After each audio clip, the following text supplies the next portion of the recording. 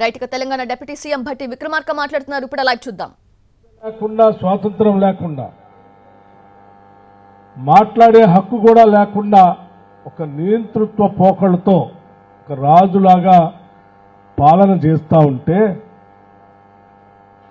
తెలంగాణ ప్రజల కన్న కలలు నిజం చేయటం కోసం కాంగ్రెస్ పార్టీ టీఆర్ఎస్ పార్టీ చేతుల్లోంచి తెలంగాణను విముక్తి చేయటం కోసం పెద్ద ఎత్తున ప్రజానికానికి ఒక పిలుపిచ్చి రాహుల్ గాంధీ గారి నాయకత్వంలో పాదయాత్ర చేయటమే కాదు, ఇందిరమ్మ రాజ్యాన్ని తీసుకొని వస్తాం, ఈ రాష్ట్ర సంపదనంతా ప్రజలకే పంచుదాం, తెచ్చుకున్న తెలంగాణ రాష్ట్రం స్వతంత్రంగా బతకాలి,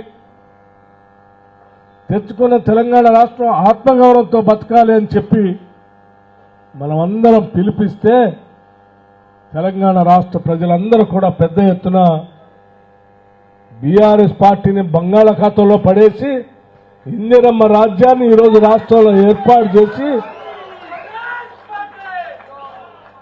ప్రజలకి మేలు చేయాలని చెప్పి ప్రజలందరూ మనల్ని గెలిపించి దీవించి ఇక్కడ పంపించారు. సరే, కొన్ని శాసనసభ నియోజకవర్గాల్లో అభ్యర్థులు ఓటమి చెంది ఉండొచ్చు.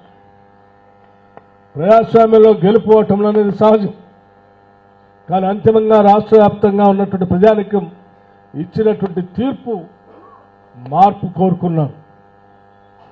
ఆ మార్పు కూడా స్వేచ్ఛ కావాలని కోరుకున్నారు, మాట్లాడే హక్కు కావాలని కోరుకున్నారు, సంపదంతా ప్రజలకే పంచాలని కోరుకున్నారు. అలా కోరుకున్నటువంటి వారందరికీ ఈరోజు ఇందిరమ్మ ప్రభుత్వం ప్రజా ప్రభుత్వంగా మాటిస్తా ఉన్నాం.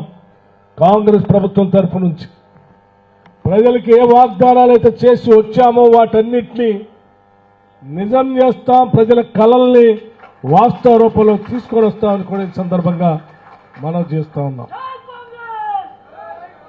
ఈరోజు హైదరాబాద్ సికింద్రాబాద్ నగరాలు జంట నగరాలు, ఈ జంట నగరాలని హైదరాబాద్గా పిలుచుకుంటాం మనం. హైదరాబాద్ एक शान है, తెలంగాణ రాష్ట్రానికి ఒక గర్వకారణం ఇది.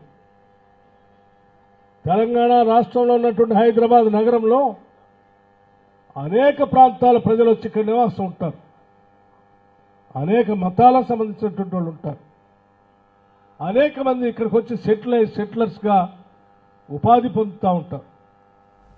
అందరినీ కూడా కడుపులో పెట్టుకొని